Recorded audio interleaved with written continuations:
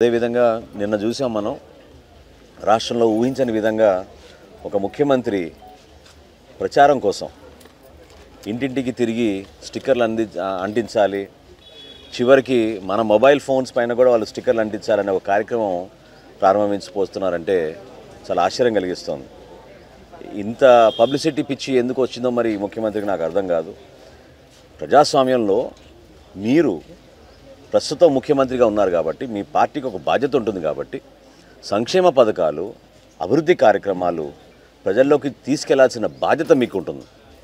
దాని గురించి మీరు కార్యక్రమాలు చేయాలి. కానీ స్టిక్కర్లు అంటించుకుంటూ తిరుగుతాం, ప్రతి మొబైల్ ఫోన్లో మేము జగనన్న ఫోటో పెట్టి స్టిక్కర్ అంటిస్తామంటే అసలు ముందుగా నేను ముఖ్యమంత్రి గారిని కోరేది ఏంటంటే మీ మంత్రులు ఎమ్మెల్యేల పైన మీకు నమ్మకం లేదు కాబట్టి ముందు వాళ్ళకి పచ్చబొట్లు ఇప్పించండి. మీరు స్టిక్కర్లు ఎందుకు?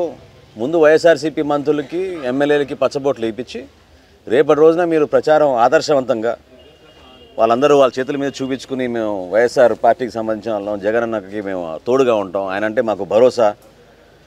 ఎంత భరోసా నిండిపోయిందంటే ఎక్కడ పోయినా కూడా సంవత్సరం తర్వాత పెన్షన్లు ఇస్తున్నారు.